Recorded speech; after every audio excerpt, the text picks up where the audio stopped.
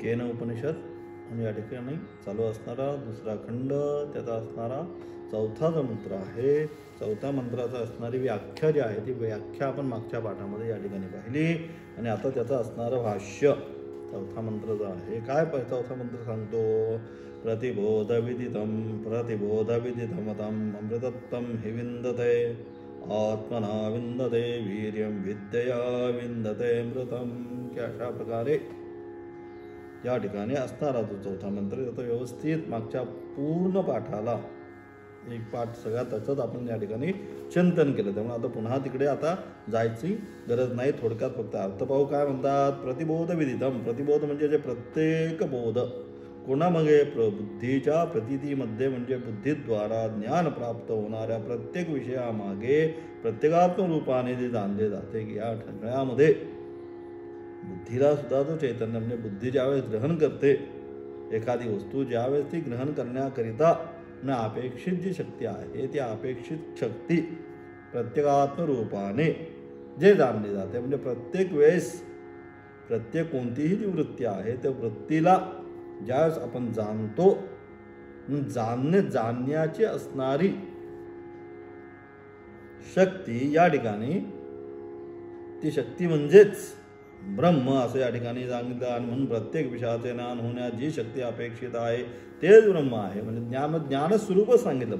सच्चिदानंद स्वरूप त्याचं स्वरूप तेच आहे, ज्ञानस्वरूप ते ज्ञानस्वरूप आहे. म्हणजेच काय, जाणण्याची नुसतं जाणण्यासाठी जी अपेक्षित शक्ती आहे ती शक्ती त्याचीच आहे, त्याच्या व्यतिरिक्त अन्य काही नाही. आणि म्हणून अशा प्रकारे कारण त्याच ब्रह्मज्ञानाने, कारण असं जे हे ब्रह्मज्ञान आहे म्हणजे ज्याने आपण जाणतो त्याचंच ज्यावेळेस आपलं ज्ञान होतं, अशा ब्रह्मज्ञानाने काय होतं, आपल्याला अमृतत्वाची प्राप्ती होते. जाणणं म्हणजे कोण जाणणारा आहे, त्या जो जाणणारा आहे त्याचं स्वरूप प्राप्त झालं.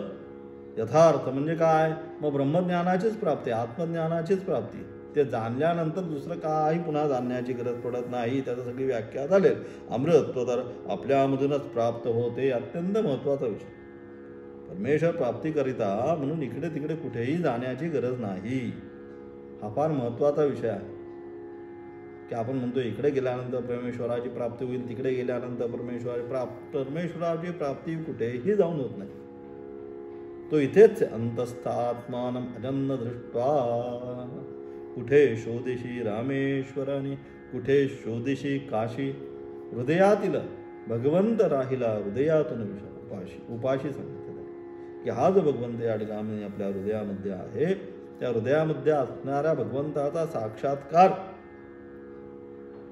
करून घेण्याकरिता म्हणून प्रयत्नशील राहील. साक्षात्कार आता का होत नाही, आता संसारामध्ये आम्ही चाललोय, संसाराला आम्ही धडलाय. मागच्या पाठामध्ये आपण पाहिलं ती माकडाची गोष्ट जशी आहे, त्या भांड्यामध्ये काय ठेवलं त्यांनी, त्या मडक्यामध्ये ते चणे ठेवले आणि काय त्या माकड त्याचा हात घातला, त्याने त्याला पकडलं, त्या चणे मूठभर घ्यायचं म्हणून तिथं मूठ बांधली. तसं काय झालं, त्या भांड्यामध्ये त्याचा हात अडकून बसला. आता हात अडकून बसला तर काय केलं पाहिजे, चणे सोडले पाहिजे तरच भांड्यातून हात बाहेर येणार आहे. परंतु आता काय झालं, त्या असणारा मोह, चणे म्हणजे काय, त्या ठिकाणी असणारा मोह आहे, त्या मोहाने काय केलं, मूठ बांधून ठेवली. आणि मग काय, मग त्या असणाऱ्या बंधनामध्ये स्वतःच्या हाताने, आता दुसरं कोणी आलंय का तिथं त्याला बांधायला, कोणीही आलं नाही. परंतु काय केलं, स्वतःच प्रयत्न करतो, आता मला बाहेर आलं पाहिजे किंवा माझा हात निघाला पाहिजे. पण हात निघणार आहे का, कारण जोपर्यंत त्या ठिकाणी असणारी त्याची अपेक्षा, इच्छा धरून ठेवलंय त्यांनी, तोपर्यंत बाहेर येणार त्याचा हात. मग काय केलं पाहिजे, ते सगळ्या इच्छा ज्या आहेत, जे काय आहे मी माझं, ते सगळं त्या ठिकाणी सोडलं तरच हात बाहेर निघणार आहे. तसंच आहे आपलं. अलग म्हणे एव मनुष्याणाम कारणम बंध मोक्षयो सांगितलं म्हणून गीते. मनच आहे, आमच्या मनाने जेवढं धरून ठेवलेलं आहे बघा, किती वर्षापूर्वीचं धरून ठेवतं मन की त्यांनी माझ्याशी त्या वर्षी असं केलं, या वर्षी तसं केलं, अमुक झालं, तसं झालं, असा वागला. हे सगळं जे धरून ठेवणं आहे, हा धरून ठेवणं म्हणजे संसार आहे. सोडून देणं म्हणजेच परमार्थ आहे. परमार्थ करायचं म्हणजे काय, परमार्थ म्हणजे हेच आहे, जे जे माझं माझं माझं म्हणून ठेवलेलं आहे धरून, ते सगळं एक एक एक एक एक एक नेती नेती नेती, हे नाही हे नाही हे नाही करत करत करत कुठे येईल? माझ्या शरीरापर्यंत येईल. शरीरामध्ये पंच इंद्रिय नाही, पंच कर्मेंद्रिय नाही मी, पंच प्राण मी नाही. मग यांच्याही पलीकडे असणारी मनबुद्धी चित्त नाही. मग त्याच्याही मागे असणारं अहंतत्व नाही. मग त्याच्याही मागे त्याला असणारी चेतना जी आहे, ती चेतना मी आहे. ह्या अशा प्रकारे करत करत एका एकाचा काय भ्रमनिरास केला पाहिजे. आणि एका एकाचा अशा प्रकारे भ्रमनिरास केल्यानंतर राहणारं जे आहे ते शुद्ध चैतन्य, तेच मी आहे, अशा प्रकारे त्या ठिकाणी सांगण्याचा प्रयत्न केला. म्हणून काय, ज्यावेळेस त्याचं जोपर्यंत ज्ञान होणार नाही तोपर्यंत, म्हणून सांगितलं अमृतत्व तर आपल्यामधूनच प्राप्त होतं. अमृतत्व जे आहे, अमृतत्व प्राप्त करण्यासाठी बाकी कुठेही जायचं नाही, ते स्वतः इथेच आहे. तसं कस्तुरी मृगाचं उदाहरण मागच्या पाठामध्ये दिलं. तर कस्तुरी जो मृग आहे, तो कस्तुरी मृग काय करतो? त्या वासासाठी तो संपूर्ण जंगलामध्ये सगळीकडे त्या वाळवंटामध्ये भ्रमण करत राहतो. परंतु कस्तुरी आहे कुठं? कस्तुरी त्याच्या जवळच आहे. कस्तुरी काय बाहेर नाही आहे कुठं. परंतु त्या कस्तुरीच्या त्या वासाने भ्रमित होऊन स्वतः जवळ असताना सुद्धा ज्याप्रमाणे तो सर्वत्र फिरत राहून शेवटी काय होतं? दमून दमून दंछाक होते त्याची, आणि त्या ठिकाणी आपला जीव त्याग होतो. तसंच या ठिकाणी हे काय, ही कस्तुरीच आहे. आत्मस्वरूप काय, ही कस्तुरी आमची. तिच्या प्रकाश, तिच्या वासाने सुवासाने, म्हणजे काय, त्या आत्मतत्वाच्या असणाऱ्या चेतनतेनं हे सगळी इंद्रिय जे आहेत आपापल्या विषयामध्ये प्रेरित होत आहेत. मग ते प्राप्त करायचं असेल तर काय केलं पाहिजे? अंतर्मुख होणंच. म्हणून सांगे परांची खानी व्यतरण स्वयंभूत अस्मात् परांग पश्चिदिनांतरात्मन कश्चित धीर आत्माना ऐक्षत सांगितलं. कोणीतरी एखादाच ते जे आत्मतत्व आहे त्या आत्मतत्वाला जाणून आवृत्त चक्षु होणे म्हणजे काय? अंतर्मुख होणे, आतमध्ये पाहायला सुरुवात करणे. जे आता जे आम्ही बहिर्मुख आहो, विषयांकडे सातत्याने हे पाहायचंय ते पाहायचं, अमुक करायचंय तमुक करायचं, हे सगळं जे करणं जे आहे हे करणं सोडायचंय आता आणि अंतर्मुख व्हायचंय. म्हणून विवेक वैराग्य पाहिजे त्यासाठी सगळ्याशी. इह मुक्तफल भोग विरोग सांगितलं शास्त्राने. महादी पिपीलिकापर्यंत असणारे सर्व जे काय आहे भोग, त्याबद्दल मनामध्ये जिगुप्सा पाहिजे. हे नको, जिगुप्सा म्हणजे ते नको वाटतं माणसाला. एखादी गोष्ट आपल्याला आवडत नसेल तसं त्या स्थानावर कितीही मोठा असलं एखादं स्थान, एखादा कार्यक्रम असला आणि आपल्या मनाविरुद्ध तुम्हाला जर जायला लागलं, घरच्या लोकांचा अट्टहास करून की नाही आपल्याला या लग्नाला किंवा या समारंभाला जायलाच पाहिजे, महिला मंडळींच्या अनुषंगाने तुम्हाला जायला लागतं. मग सगळं अगदी आनंद सगळं त्या समारंभामध्ये असतो. परंतु तुमच्या मनामध्ये जिगुप्सा असते, कशाला आलो, लवकर एकदा उरकू दे, मला माझ्या ठिकाणी जाऊ दे, स्वस्वरूपाच्या म्हणजे आपल्या घरी जाऊ दे. तसं आहे, ही जिगुप्सा मनामध्ये जोपर्यंत निर्माण होत नाही या जगताबद्दल, तोपर्यंत ते ब्रह्मज्ञान, ते स्वस्वरूपाची जी प्राप्ती आहे त्याच्यासाठी हे सगळं आहे. कशासाठी? तर जोपर्यंत त्या स्वस्वरूपाचा तोच परमार्थ शेवट सर्वात श्रेष्ठ दर्जाचा जीवनाला प्राप्त होऊ शकत नाही. आणि म्हणून अशा प्रकारे अमृतत्वाची प्राप्ती होते. अमृतत्व स्वतःमधूनच प्राप्त होतं. विद्या काय करते? विद्या फक्त अज्ञानाला दूर करते. विद्या कशासाठी? विद्यांच्या अविद्यांचे यस्तत्वेदो वयगुंसः. अशा प्रकारे ही जी विद्या आहे ती विद्या काय करते? ती विद्या फक्त त्या ठिकाणी अज्ञान स्वरूप जे आहे, जसं ज्याप्रमाणे हजारो वर्ष असणाऱ्या गुहेमध्ये असणारा तो अंधकार केवळ एक छोटीशी ज्योत घेऊन गेलो, दिवा घेऊन गेल्यानंतर जसा हजारो वर्षाचा असणारा अंधकार नाश पावतो, त्याप्रमाणे या ठिकाणी असणारं हजारो वर्षाचं अज्ञान कधीपासून अनिर्वाच्य सांगितलं. अनादि अनिर्वाच्य, त्याचं उत्तर शास्त्राने दिलं. कधीपासून? अनादि कालापासून चाललेलं आहे. हा जीवभाव प्राप्त झालेला आहे. त्या जीवभावाला प्राप्त झाल्यामुळे काय सगळ्या 84 लक्ष योनीचा असणारा फेरा अनादी कालापासून जन्म मरण किती वेळा जन्म यावे पुनरपि जननम पुनरपि मरणम पुनरपि जननी जठरे शयन सगळं जे आहे हे सगळं दुःख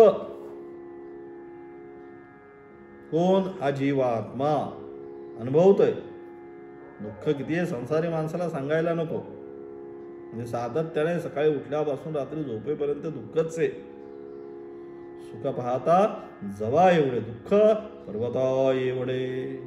आम्हाला वाटतं संसारामध्ये एवढं झाल्यानंतर सुख प्राप्त होईल तेवढं झाल्यानंतर सुख प्राप्त होईल. मग सुख प्राप्तच होत नाही. शेवटपर्यंत दुःखच आहे संसारामध्ये.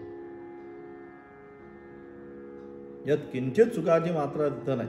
फक्त वाटतं भ्रम मात्र एवढं झालं की मी निवांत होईल. आता झालं विवाह झाला की मी निवांत होईल. विवाह झाला की मुलं झालं की शिक्षण आले की लग्न आले की सगळा संसारच आहे म्हणून सांगितलं. कधीही न संपणारा तो संसार सम्यक सरती म्हणून सांगितलं. पुढं पुढे पुढे पुढे पुढे शेवटपर्यंत पुढेच घेऊन जातो आपल्याला. आणि शेवट आपला शेवट करतो पण संसाराचा शेवट होत नाही. कारण तो आपल्या मागच्यांना पकडतो. म्हणून हे सगळं चाललंय. अलग लक्षात संपूर्ण ती माया जी आहे मायेचं असणारं स्वरूपच ते संसार. तुमच्यानंतर काय ती संपली असं नाही. तुमच्या मागे जे राहिलेत तुम्हाला संपून आपण राजकारणात म्हणतो सुंदर त्याच्या नादी नका लागू. एवढे सगळे संपून तो उरलेला आहे. तशी ही माया जे आहे ते सगळे संपून त्याच्या मागे कोण आहे त्याच्या मागे पुन्हा ती उभी राहते. म्हणून अशा प्रकारे या मायेचा जर नाश करायचा असेल तर काय ज्ञानाग्नी सर्व कर्माने किंवा ज्ञान असेल हा ज्ञान स्वरूप असणारे त्या ठिकाणी अशी म्हणजे तलवारीने काय केलं पाहिजे हिचा नाश केला पाहिजे. आणि ज्यावेळेस त्याचा ज्ञान होईल त्यावेळेस त्या ठिकाणी स्वस्वरूपाची आपल्याला प्राप्ती होईल. असा असणारा मंत्राचा सारासार चौथ्या मंत्राचा सारासार या ठिकाणी अर्थ त्याचा असणार. आचार्यांचं भाष्य काय म्हणतात आचार्य या ठिकाणी म्हणतात जे खरे ब्रह्मवेत्या आहेत त्यांना ब्रह्म हे अविज्ञात म्हणजे अविदित आहे. अलग लक्षात जे खरे खरोखर स्वरूपाने ज्यांनी ब्रह्म जाणलेलं आहे त्यांच्यासाठी ते कसं आहे विज्ञात विदित अविदित पर या दोन्ही म्हणजे नुसतं अविदित नाही. विदित आणि अविदिताच्या परे. विदित आणि अविदिताच्याच पर का म्हणजे ज्ञान आणि अज्ञान म्हणजे काय हे सगळं जे आहे विदितत्व अविदितत्व हे जे काय या ठिकाणी वापरलेलं आहे किंवा त्या ठिकाणी असणारा तो साधक किंवा तो ब्रह्मज्ञानी जे काय म्हणतोय मी ते काय आहे मी ते जाणतो सुद्धा जाणत नाही सुद्धा हे जे आहे म्हणजे विदितत्व अविदितत्व हे काय हे देखील स्वाभाविक नसून औपाधिक आहे. अलग शरीराच्या अनुषंगाने औपाधिक आहे असे सिद्ध झाल्याने विदित आणि अविदिताहून वेगळे असे ब्रह्म असा या ठिकाणी त्याचा अर्थ घ्यायचा. अलग म्हणजे विदित अविदित म्हणजे अगदी शब्दशः नाही. साधारण तिथं आता कसं सांगावं म्हणून त्या ठिकाणी त्या शब्दाची रचना केलेली आहे. पुढे आणि म्हणून अशा प्रकारे ते असणार विदित अविदिताहून भिन्न असणार ते ब्रह्मतत्व. ब्रह्म हे अत्यंत अविदित आहे म्हणजे मग अत्यंत विदित आहे. म्हणजे आता या ठिकाणी शंका घेतोय पूर्वपक्षी म्हणतोय काय म्हणतोय पूर्वपक्षी जर का ब्रह्म अत्यंत तुम्ही तर म्हणताय विदित अविदित आहे. अविदित म्हणजे त्याला कोणी जाणू शकत नाही. मग जर का ब्रह्म अत्यंत विदित आहे म्हणजेच कसं शशशृंगाप्रमाणे कोणाचाही केव्हाही कळत नाही. शशशृंगाप्रमाणे कधीच नाही. सस्याला जर आपण म्हटलो सस्याला का नाही सस्याला शृंग नाही आहेत. अलग लक्षात. आणि अशा प्रकारे शशशृंगाप्रमाणे कोणाचाही केव्हाही कळत नाही. म्हणून ते असं केव्हाही कळत नाही असा जर निश्चय केला तर लौकिक व ब्रह्मवेत्ते यांना ते सारखेच आहे. आणि असं तुम्ही म्हटलात ते कधीच शशशृंगाप्रमाणे कळत नाही तर मग लौकिक आणि ब्रह्मवेत्यामध्ये फरक काय. ब्रह्मवेत्याला कळलंय परंतु तुम्ही जर असं म्हटलात ते विदित अविदिता आहे असं जर म्हटलं तर दोघांमध्ये फरक काय राहणार काहीच फरक राहणार नाही. आणि म्हणून लौकिक व ब्रह्मवेत्ते यांना ते सारखेच आहे. तसेच जे जाणणारे त्यांना ते अविदित आहे. ज्यांनी ब्रह्मतत्व जाणलेलं आहे ते काय म्हणतात माझ्यासाठी ते ब्रह्म अविदित आहे. मग जर का ज्यांनी ब्रह्मतत्व जाणलेलं आहे त्यांना ते अविदित आहे तसेच जे जाणणारे त्यांना ते अविदित आहे असे म्हणणे काय. अब जाणलंय तुम्ही आणि तुम्ही म्हणता मला अविदित आहे, मग परस्पर विरोधीच आहे ना. मला माहिती आहे पण मला माहिती नाही. हे ज्याप्रमाणे आहे त्याप्रमाणेच तुम्ही तर म्हणताय जाणलं, मी ब्रह्माला जाणलं, पण म्हणतात मला ते कसं आहे हे माहिती नाही. मग परस्पर जो विरोधाभास आहे, हा परस्पर विरोधाभास कुठून आला, कसा काय आला, ते सांगण्याचा प्रयत्न केला की अशा प्रकारे अशा रीतीने काय तसेच जे जाणणारे त्यांना ते अविदित आहे असे म्हणणे सुद्धा विरुद्ध आहे. आणि अशा रीतीने ब्रह्म हे सर्वथा अविषयच आहे. ब्रह्मता कधीच विषय, ब्रह्म जे आहे ब्रह्म हे विषय कधीच होऊ शकत नाही, ते कायम अविषयच आहे. आणि म्हणून अशा प्रकारे ते सर्वथा अविषय आहे. तर त्याचे यथार्थ ज्ञान होण्याचा उपाय कोणता. मग अशा प्रकारे द ब्रह्म कायम अविषयच आहे, ते विषय होऊच शकत नाही. तर मग त्या ब्रह्माचं यथार्थ ज्ञान जे आहे ते यथार्थ ज्ञान कसं काय प्राप्त करून घ्यायचं तेच सांगितलं. अशा रीतीने ब्रह्म हे सर्वथा अविषय आहे, तर त्याचे यथार्थ ज्ञान होण्याचा उपाय कोणता. ब्रह्म हे कोणासही केव्हाही ज्ञात होत नाही. जर का तुम्ही म्हणताय ब्रह्म कोणासही कधी ज्ञात होत नाही, विदित अविदित पर्याय आहे ते, म्हणजेच काय, ते कोणास कधीच ज्ञात होत नाही असं जर तुम्ही म्हणत असाल. पूर्वपक्षी सगळं म्हणतोय की तुम्ही जे सगळं काय हे चालवलंय की ज्ञान तर झालंय, परत आम्हाला सांगताय ते विदित अविदित पर आहे, त्या तो अविषय आहे, तो विषय होऊ शकत नाही, अविषय आहे. हे सगळं जे काय निरवय आहे, हे सगळं तुम्ही जे काय सगळं सांगत आहात आम्हाला, मग या सगळ्या गोष्टींवरनं आम्ही काय समजायचं, कसं काय मग त्याचं ज्ञान होणार आम्हाला. ज्ञानाच्याही जर ते परत असेल तर मग ज्ञान होणारच कसं हे तुम्ही आम्हाला सांगा, पूर्वपक्षी म्हणतोय. आणि म्हणून ब्रह्म हे कोणासही केव्हाही ज्ञात होत नाही, तर अहम ब्रह्मास्मी असे ज्ञान कसे होणार. आणि जर कळतच नाही तुम्ही म्हणताय, तर मग अहम ब्रह्मास्मी ज्ञान कसं काय होणार. तत्त्वमसी आदी वाक्याने त्याचा उपदेश दिला. जीव शिव ऐक्याचं ज्ञान ज्या ठिकाणी सांगितलं, जीव शिव ऐक्य ज्ञान कसं काय होणार, अहम ब्रह्मास्मी हे ज्ञान कसे होणार, ही शंका अज्ञानी मनुष्याने करणे म्हणजे काय. एखाद्या मजुराने ती रत्नाची पेटी कुठे आहे विचारल्यासारखेच आहे. हे तुम्ही जे काय म्हणताय की अशा प्रकारे त्याचं ज्ञान कसं होणार, ही जी शंका तुम्ही या ठिकाणी करताय की ब्रह्म म्हणजेच काय, थोडक्यात ब्रह्मज्ञान होऊच शकत नाही. अशा प्रकारे म्हणजे अहम ब्रह्माची असे ज्ञान कसे होणार ही शंका अज्ञानी मनुष्याने करणे. जो अज्ञानी अशी शंका करण्याची जी शंका करतोय की त्याचं ज्ञान कसं काय होणार, त्याचं ज्ञान कसं काय, तू अज्ञान अवस्थेमध्येच आहे, ज्ञान अवस्थेमध्ये त्याचं ज्ञान होणारच आहे. म्हणजे अज्ञान अवस्थेमध्ये ते ब्रह्मज्ञान कसं प्राप्त होणार. म्हणजेच काय, एखादा काम करतोय, सर्वसामान्य मजूर आहे, परंतु तो प्रश्न काय करतोय, एवढ्या मोठ्या रत्नाची पेटी आहे, ती एवढ्या मोठ्या रत्नाची पेटी कुठे आहे त्याची चौकशी करतोय मालकाकडे. तो करतोय काय, मजुरीच करतोय, दिवसाला 100-200 रुपये कमवत असताना तो चौकशी कशाची करतोय, तो राज खजाना कसा प्राप्त करायचा, कुठे आहे, हे जसं परस्पर विरोधी आहे त्याप्रमाणे या ठिकाणी तुम्ही जे काय म्हणताय त्याचं ज्ञान होऊच शकत नाही असं म्हणू शकत नाही. असं कोण, पूर्वपक्षाला सांगतोय सिद्धांत. तुम्ही जे काय म्हणता की अहम ब्रह्मास्मी या वाक्याने त्या ब्रह्माचं ज्ञानच होऊ शकत नाही, तर तसं नाही. यद्यपि अविदिताच्या जरी पर असलं तर जे यथार्थ ज्ञानी आहे अज्ञानींसाठी नाही, परंतु जे यथार्थ ज्ञानी आहे त्यांच्यासाठी तो विषय होऊ शकतं असं या ठिकाणी त्यांना सांगायचं आहे. म्हणून त्या प्रकारे ते म्हणतात की त्याने काय करायचं, रत्न वाहणाऱ्या रत्नाचे म्हणजे काय, विटा वाहणाऱ्या मजुराने रत्नाची पेटी चौकशी करण्यासारखे आहे. त्यामध्ये आता या ठिकाणी ह्या जे सगळे प्रश्न गेले पूर्वपक्षीने की अशा प्रकारे काय प्रश्न आहे, सारासार प्रश्न इथं पूर्वपक्षी जो आहे तो पूर्वपक्षी सारासार या ठिकाणी विचार करतोय किंवा प्रश्न करतोय. काय करतोय की अशा प्रकारे ब्रह्म अविषय आहे, अविदिताच्या पर्याय आहे.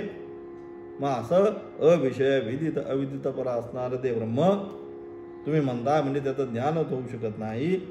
मग अशा ब्रह्माचं ज्ञान अहम ब्रह्मास्मी या वाक्याच्या द्वारे कसे काय आम्हाला होईल, हा पूर्वपक्ष. त्याच्यावर सिद्धांत म्हणतो थांबा, काय म्हणतोय सिद्धांती? नीलपिताद्याकार ज्या बुद्धीच्या वृत्ती त्या जडच असल्याने त्यांच्या ठिकाणी चैतन्याची व्याप्ती झाली, म्हणजे त्यांना जड अवभासगत्व आल्याने त्यांच्या ठिकाणी चेतनाप्रमाणे जो अवभास होतो त्याप्रमाणे. अलग लक्षात काय म्हणतात? नील म्हणजे कुठल्याही प्रकारचा बुद्धीपटलावर येणारे रंग जे आहेत, अनेक प्रकारचे बुद्धी रंग आपण रस्त्याने जाताना वस्तू पाहत जातो.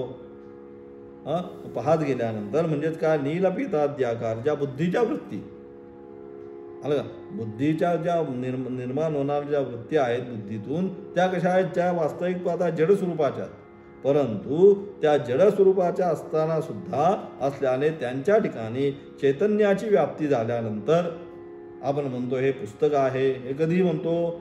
ते काय वास्तविक जड स्वरूपाचंच आहे, परंतु बुद्धीपटलावर ज्या वेळेस म्हणजे बुद्धी काय चैतन्याच्या माध्यमातून त्याचा अर्थ किंवा ते पुस्तक नील रंगाचा आहे हे ज्यावेळेस ग्रहण करते, तेच सांगितलं नीलपिताद्याकार ज्या बुद्धीच्या वृत्ती त्या यद्यपि जडच आहे, परंतु त्या जड असल्याने त्यांच्या ठिकाणी यद्यपि असल्या तरी सुद्धा त्यांच्या ठिकाणी चैतन्याची व्याप्ती झाली.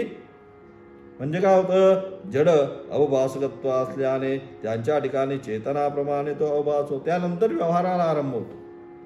वास्तविक बुद्धी जडच आहे, परंतु बुद्धीच्या मागे असणारी चैतन्याची जी व्याप्ती आहे ती चैतन्याची व्याप्ती पुढे बुद्धीला काय? व्यवहारासाठी प्रेरित करते, आणि त्यानंतर काय? हा संपूर्ण व्यवहार होतो.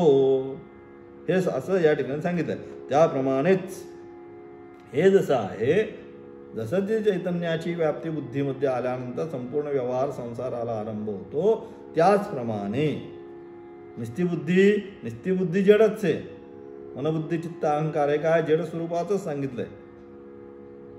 आणि त्याप्रमाणे सोहम आत्मा ब्रह्म इति या महावाक्यापासून जो अविषयतया ब्रह्म जाणतो, म्हणजे अशा प्रकारेच या ठिकाणी सुद्धा काय?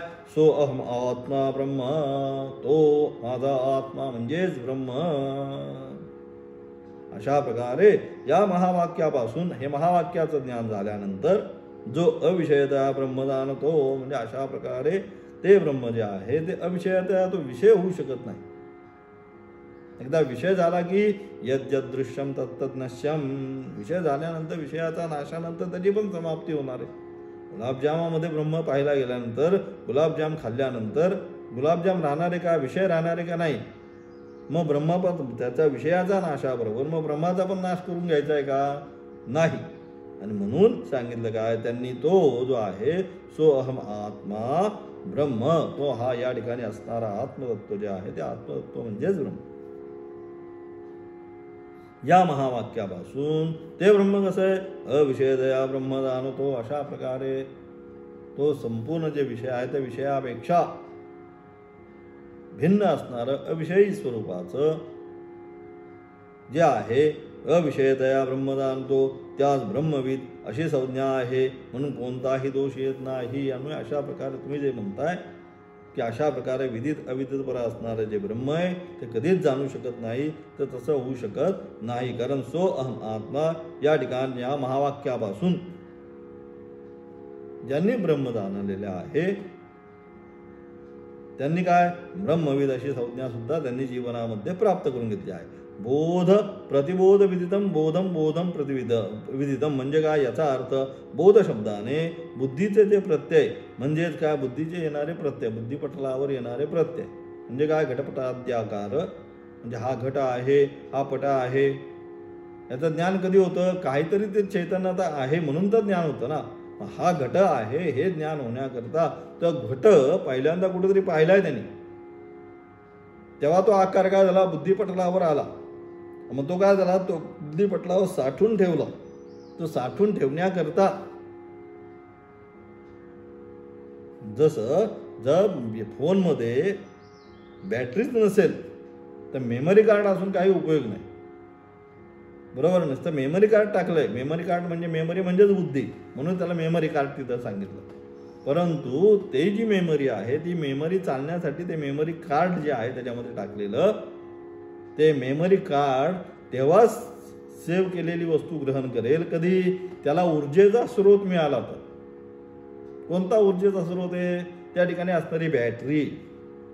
बॅटरीतून काय करते? ते विद्युत त्या ठिकाणी असणारा त्याला अपेक्षित शक्ती किती पाहिजे तेवढी ते ग्रहण करते. आणि त्यानंतर आपण जेव्हा सेव्ह करू तेव्हा ते सगळं येतं आणि मेमरी कार्डला येऊन थांबतं. अगदी सेम तीच प्रोसेस आहे त्या ठिकाणी सुद्धा, दुसरं काही नाही.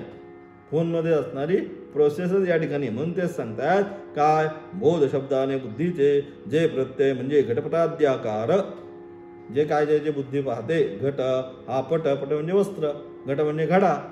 हे सगळे जे काय बुद्धी पाहते किंवा बुद्धिपटलावर हे विषय सगळे जे काय निर्माण होतात, पटाद्याकार ज्या अंतःकरणाच्या अनेक वृत्ती, त्या सर्व वृत्तींना व्यापून असणारे म्हणजे या सगळ्या ज्या वृत्ती आहेत बुद्धिपटलावर, एक नाही हजारो लाखो. आपण दिवसभरात किती वस्तू पाहतो? एक पाहतो का? अनेक गोष्टींचं आपल्याला ज्ञान. एवढ्या गोष्टींचं जे ज्ञान आपल्या बुद्धिपटलावर राहतं. कधी गेलेलो असतो लहानपणी त्या ठिकाणी एखाद्या, त्याच्यावर आता 40-50 वर्ष उलटून जातात. त्यानंतर आपल्याला काही कारणास्तव जाण्याचा पुन्हा वेळ येते. त्यावेळेस आपण अरे आपण लहानपणी इथे खेळलो होतो. मग हे जे आहे बुद्धिपटलावर निर्माण होणाऱ्या वृत्ती, कधी आता 50 वर्ष झालं, 50 वर्षानंतर पुन्हा ती वृत्ती त्या ठिकाणी जागृत झाली. ते सांगण्याचा प्रयत्न केला.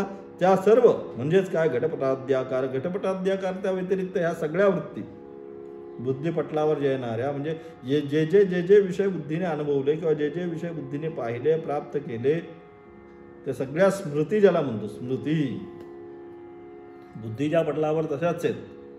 अशा प्रकारच्या त्या स्मृती ज्या अंतःकरणामध्ये, त्यांना या ठिकाणी वृत्ती म्हणा किंवा स्मृती म्हणा, काय म्हणा, ज्या अंतःकरणाच्या अनेक वृत्ती, त्या सर्व वृत्तींना व्यापून असणारे, त्या सगळ्या वृत्तींना व्यापणारं, एवढ्या सगळ्या वृत्ती आपण एवढं सगळं म्हणतो मेमरी, एवढं त्याच्या भरपूर लक्षात आहे.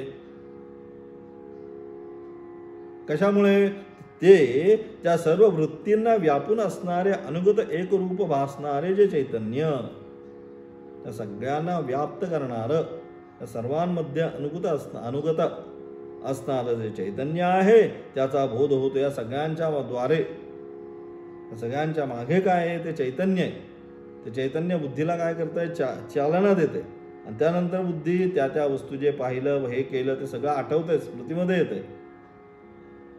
आणि त्यानंतर ती सांगते हे असं आहे, ते तसं आहे. म्हणजे या सगळ्यांना चेतना देणारं ते चेतन तत्व म्हणजे चैतन्य, त्याचा बोध होतो. सर्व प्रत्यय ज्याला विषय होतात, हे सगळे जे प्रत्यय आहेत म्हणजे आपल्याला दिसणारे सगळे विषय, हे पुस्तक, हा चिमटा, हा फोन, हे सगळे जे प्रत्यय आहे, हे सर्वच्या सर्व प्रत्यय तेच सांगतात. सर्व प्रत्यय ज्याला विषय होतात असा जो आत्मा, हे सगळे जे काय प्रत्यय आहे, प्रत्यय म्हणजे आपण जे पाहत आहोत, हे सगळे काय विषय स्वरूप ज्याला होतात, तो आत्मा सर्व प्रत्ययांना साक्षी स्वरूपाने भासमान होणारा. सर्व प्रत्ययांना जेवढं काय आपण पाहतोय, या सर्व प्रत्ययांना तो काय होतो? साक्षी स्वरूपाने भासमान होणारा चैतन्य स्वरूप असलेला, त्या प्रत्ययावरूनच सर्वत्र अनुगत रूपाने, एक रूपाने, लक्षणावृत्तीने जाणला जातो. या सगळ्यांच्या मागे असणारं अनुस्यूत चैतन्य, थोडक्यात सांगायचं ते अनुस्यूत चैतन्य सगळ्यांच्या मागे जेवढे आपण विषय पाहतो, अनुभवतो, या सर्वांच्या मागे असणारं अनुस्यूत जे चैतन्य आहे, हे मी पाहिलं, हे मी जाणलं, हा मठ, हा घट, हे वस्त्र, हा पर्वत, ही नदी, हे झाड, हे सगळं जे आहे, सगळं ज्यावेळेस आपण अनुभवतो, पाहत्यानंतर त्याचं जे ज्ञान होतं, ते ज्ञान होणं म्हणजे त्या सर्वांच्या मागे असणारं ते अनुस्यूत चैतन्य, अनुगत असणारं चैतन्य कुठे? बुद्धिपटलावर. त्याच्याद्वारे मग ते काय करतं? ते ज्ञान करून देतं. हे झाड आहे, हे माझ्या दारात आहे, हे इथे कसं आलं, तेच सांगितलं. ते काय आहे? त्या प्रत्ययावरूनच सर्वत्र अनुगत रूपाने, एक रूपाने म्हणजे सर्वत्र सर्व बुद्धिपटलावर एकच स्वरूपामध्ये आहे, अनुगत रूपाने, लक्षणावृत्तीने जाणला जातो. अंतरात्मा जाणण्यास त्याशिवाय दुसरे साधन नाही. आणि म्हणून अशा प्रकारे या सर्वांचा म्हणून सांगेल श्रोत्रस्य श्रोत्रम मनसो मनोयत वाचो वाचम सौ प्राणस्य प्राणः. आता लक्ष झालं का? सगळ्यांमध्ये अनुस्यूत असणारं जे चैतन्य आहे, त्याच्या विना यांचा व्यवहारच होऊ शकत नाही. ते अनुस्यूत असणारं चैतन्य ते सर्वत्र एकच स्वरूपानेच आहे. आणि तेच सांगितलं एक रूपाने, सर्वत्र अनुत रूपाने म्हणजेच एक रूपाने लक्षणावृत्तीने जाणले जातो. आणि म्हणून अंतरात्मा जाणण्यास त्याशिवाय दुसरे साधन नाही, दुसरं काही साधन नाही. श्रोत्राचा श्रोत्र त्यासाठी, श्रोत्र म्हणजे कानाला ऐकण्याची शक्ती प्रदान करणारा तो, तेच सांगितलं त्याच्याशिवाय. म्हणून तर लक्षणावृत्तीने जाणला जातो. आणि मग अंतरात्मा जाणण्यास त्याशिवाय दुसरे साधन नाही. अनेक प्रत्ययांच्या प्रत्येक स्वरूपाने ज्यावेळेस ब्रह्म समजते तेव्हा तो ब्रह्माचे सम्यक ज्ञान अशा आशय प्रतिबोध विद्यते या वाक्याचा आहे. ज्या चैतन्य स्वरूपाने या देहामध्ये मी साक्षी आहे. मग त्या चैतन्य स्वरूपाने काय म्हणतो आपण, या देहामध्ये मी साक्षी आहे. इदं शरीरं कौन्तेय क्षेत्र इत्यभिधीयते एतद्यो वेत्ति तं प्राहुः क्षेत्रज्ञ इत्यद्विदः क्षेत्रज्ञं चापि मां विद्धी सर्व क्षेत्रेषु भारतु. सर्व क्षेत्रामध्ये असणारा क्षेत्रज्ञ साक्षी आला इथं आता. त्या ज्या चैतन्य स्वरूपाने या देहामध्ये मी साक्षी आहे त्याप्रमाणे सर्व देहांच्या ठिकाणी साक्षी स्वरूप असा मी एकच आहे. म्हणजे सर्वांमध्ये असणारा साक्षी स्वरूप पाहणारा सर्वांना. म्हणून तर आपण साक्षी का त्यांच्यामध्ये नसताना ते सर्व जो पाहतो अनुभवतो त्याला साक्षी म्हणतो. दोघांची भांडणं, चौघांची भांडणं झाल्यानंतर काय करतात, तर दोघांना पोलीस घेऊन गेल्यानंतर कोण साक्षी म्हणतात, कोण जो त्यांच्यामध्ये नाही तो साक्षी, जो त्यांच्यामध्ये तो आरोपी आहे. हे लक्षात ठेवा. जो त्या भांडणामध्ये जेवढे आहेत, इकडे 4 आहेत, इकडे 5 आहेत, इकडे काय असतील ते, या सगळ्यांची भांडणं झाल्यानंतर त्या भांडणाचा परस्पर करत असताना ज्याचा त्या भांडणाशी काहीही संबंध नसतो, फक्त काय त्या ठिकाणी साक्षी भावाने तो चाललेला असतो रस्त्यावरून आणि बघत असतो अरे कोणाची भांडणं चालली आहेत.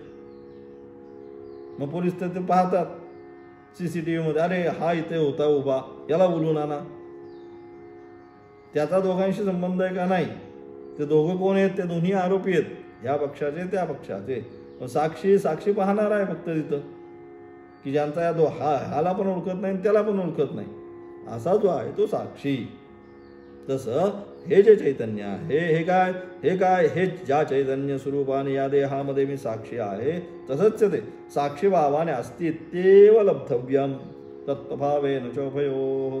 केवळ अस्तित्व लब्धव्यम आहे, बस एवढंच, त्या पुढे काही नाही. म्हणून अस्तित्व एव लब्धव्यम, त्याचं ज्ञान कसं प्राप्त होतं, तर अस्तित्व लब्धव्यम तत्वभावेन चोभयो. अशा अनुषंगाने ज्या चैतन्य स्वरूपाने या देहामध्ये मी साक्षी आहे त्याप्रमाणे सर्व देहांच्या ठिकाणी मी कसा आहे, जसं या ठिकाणी मी साक्षी आहे तसं इतर सर्व देहांमध्ये मी साक्षी स्वरूपानेच आहे, मी एकच आहे.